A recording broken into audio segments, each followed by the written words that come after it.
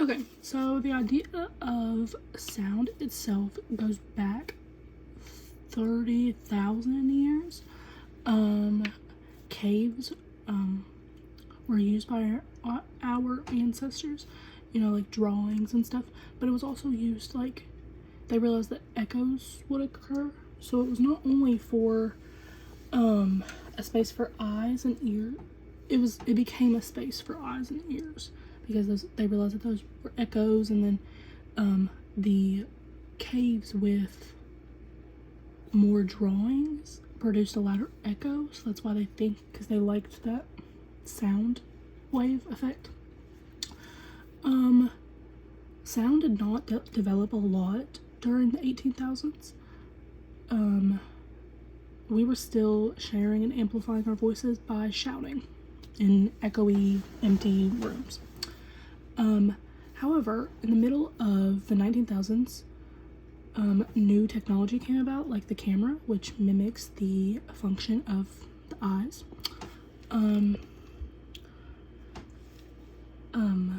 Just as the camera mimics the function of the eyes, and inventor Edward Leon Scott, he planned to create a device that mimicked the ears. So he started with the drawing of what he called the phonautograph. And this device was to visualize, like, the sound waves on paper. He did this.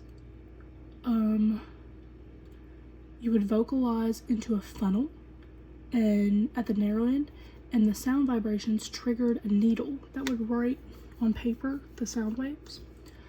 With soot, which is, I think, dust, or like coal ash. I think it's ash. And it was wrapped around a spinning drum. This was called the phonogram. Phonautograph. It was the first documentation of audio recordings. The only thing his invention was missing was playing it back. You weren't able to play it back, you just saw it on the paper, if that makes any sense.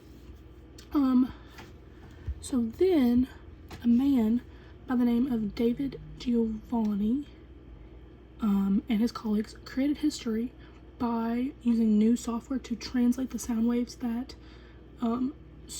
Scott, to translate those sound waves.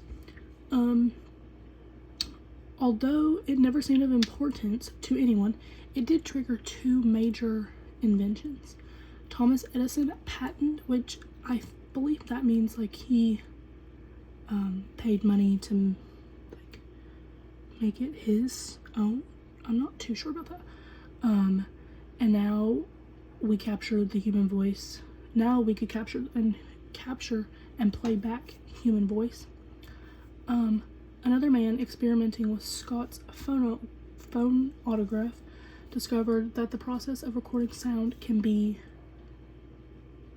reverted, and sound vibrations can be turned back to their original state. So that just means, like, they said whenever he first created the sound waves that it sounded like screaming. Like, it didn't sound like actual, like, voice, I guess. So he just came up with a way to revert it and get it back to its original state. To continue, human voice could be sent along telegraph wire. Alexander Bell, he created the telephone. These are just a few, like, milestones in our sound process. And by 1904, there was over 6,000 independent phone companies that were connecting everyone through telephone.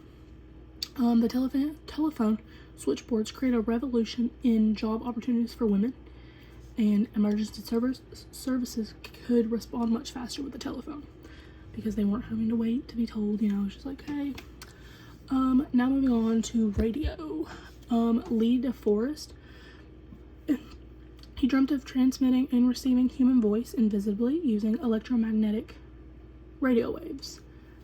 He came up with this. He had a bulb. It was a glass. He called it the Audion. It was a gas-filled bulb with 3 electrodes designed to amplify radio signals. No one was impressed with this, so then over the next decades, researchers began to tweak his experiment. and they took the gas out of the bulb and it worked a whole lot better. And this was the birth of the vacuum tube. And the vacuum tube could boost electrical signal of any technology triggering electronic revolutions. Radars, TVs, VCRs, amplifiers. These are all thanks to the vacuum tube. Thank you.